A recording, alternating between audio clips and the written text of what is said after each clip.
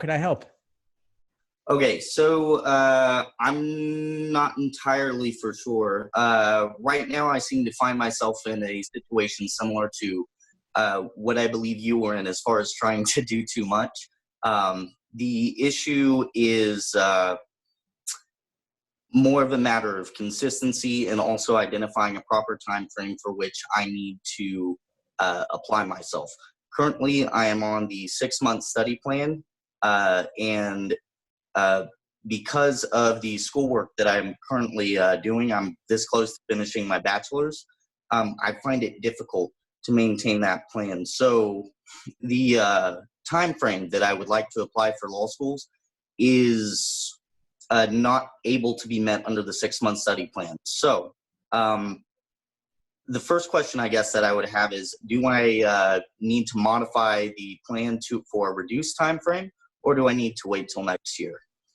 There are two approaches you could take. If you want to stick with your previous target test date, you could simply do fewer questions of a given type, or you could skip certain portions of the schedule, or I could send you a new schedule that better suits your test date. So occasionally someone will say, I was planning for August, can't do that, now need to go for September, or vice versa. I'll just swap the schedule and give them the appropriate one. So that's an approach you could take. I wouldn't totally suggest choosing a test date a few months later just because you fell behind schedule, unless you feel that's what you need to do in order to reach your fullest potential. Right, and I understand that. In reflecting about why I chose the 6-month study plan, I believe that the reason why I chose the 6-month study plan is because I assumed that a longer study plan would be more beneficial because it could cover more topics, especially since I want to get the between 170 and 180 score. However, in reviewing the LSAT diaries, which I'm not sure if you still go by that or if that was from your old website, because I've been following you for quite some time. A lot of the stories that I see, they go with the 3-month study plan and they're fine. So there is some doubt on my part about whether or not my methodology, so to speak, in selecting the 6-month study plan was even necessary in the first place, or if I would just be fine with, say, a 3-month study plan. So I'm not entirely for sure if I chose correctly in the first place.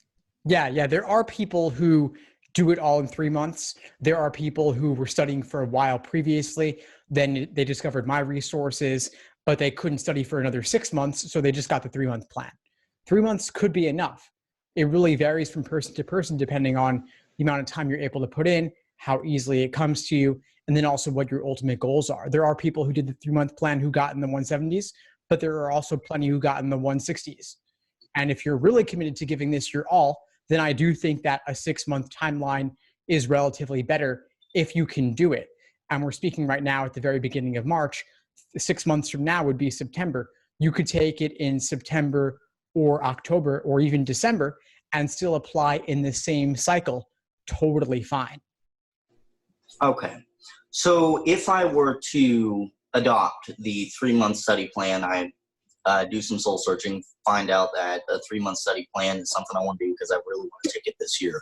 What are some indicators that if I were to embark on that plan that I might need more time in studying? How do I gauge my progress? Well, as you're getting closer to the test date, you want to look at where your practice test scores are at. I have what I call the law of averages because I don't want you to put too much stock in any one particular LSAT result on a practice test. So I'd say take the most recent 5 exams you've done in a reasonably recent time frame, take the average of them, and that's the best indication of where you'll stand. So if you were aiming for August or September, in the month prior, maybe you're doing a timed exam or 2 per week, average those out, see where you're at. If you're not where you want to be, postpone it. Makes perfect sense. The next question I have is in regards to tracking missed question types, because whenever I was going through and reviewing of the questions that I have done, I had difficulty in classifying some of the questions because my line of thinking for various questions wasn't always the same. So the question that I have is, how do I see past the minutia of what was going through my mind as I answered the question to be able to more appropriately categorize it and focus my efforts for improvement? Well, if you simply want to categorize based on question stem type, there are typically some keywords in the question stem, and you can also look at categorizations online to see how others have classified it as well. I have categorizations for most of them on my website. But aside from question stem type, there are other things to think about also. Once you have a good foundation in the exam, a lot of times you're just getting things wrong because they're difficult.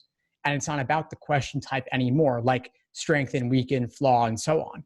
Rather, it could be about the method of reasoning in the stimulus. It could be about the gap or the flaw in the stimulus, or it could just be about the tempting wrong answers if they were especially well written and they lured you into a trap. And so at a certain point, once you're already in the 160s, and if your results are somewhat evenly distributed across the 3 section types, then it may not even be about question type anymore. And what you may want to do is simply review everything that gives you trouble. Right. So in identifying the problems, or rather the questions that I had missed, is it preferable in that case to not necessarily go by stimulus type, but the type of flawed reasoning or the reasoning why I chose the incorrect answer in the first place? Yeah, so assuming you meant question stem type there, yeah, I would Yeah. say at a certain point, don't go by question type anymore. But in terms of categorizing by flaw or by method of reasoning, that's not so easily done because there are seemingly infinite at least, number of types of methods of reasoning and flaws out there. And so there is no categorization system out there that I know of. I would love it if there was, but maybe only LSAT has that information if anyone does. There's just too many to number. So I wouldn't even try to go about categorizing them. But if you notice, of course, correlation causation methods of reasoning give you trouble, or questions involving survey issues or sampling errors, I would certainly pay attention to those. But most gaps and flaws on the LSAT are simply about what did they take for granted or what did they fail to consider. And those details are really unique to the argument. I think that should answer the most pressing questions that I have for you. Are there any that you have for me? Well, I want to know, what's your target test date right now, and are you thinking of switching it?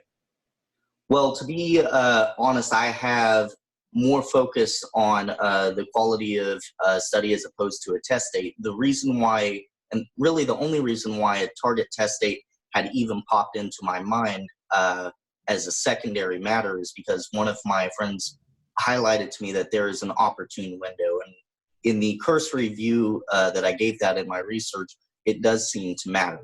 But I'm not educated in it insofar as to know what the best windows are, but I would like to get it in before I miss that window. Okay, so I would suggest for an application timing window, you want to have taken the LSAT and applied by the end of the calendar year in that particular cycle. So as long as you've taken the LSAT by no later than the end of December and you submit your applications by then, you're pretty much in the same general cohort. There is a rolling admissions, of course, but law schools do not necessarily evaluate applications in the order in which they're received because there are also certain numerical thresholds as well. So they're not going to look at someone with an LSAT score and GPA way below their median unless they really have to, based on who else is coming along in that cycle. And so, again, we're speaking beginning of March. You could take it in September, October, November, December, and still apply the cycle and be totally fine. January is the absolute latest I would recommend, and there may be a slight disadvantage there. Then anything after that, like February or March, I would really say you're best off waiting until the following year. But you've got up to 9+ months to prepare for the LSAT and still take it for this cycle if you want to.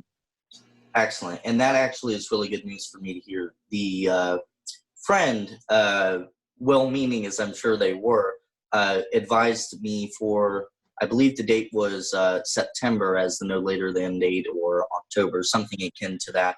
And if indeed it is that I can wait without incurring any sort of disadvantage until September, or excuse me, until December, then that would be a load off my mind, and I can completely focus on studying for the LSAT, because currently I will achieve the necessary requisites for my bachelor's degree in April. And if I can achieve it in April, I can complete the plan by October and be perfectly fine. So Thank you for highlighting that. That wasn't something that was clear to me.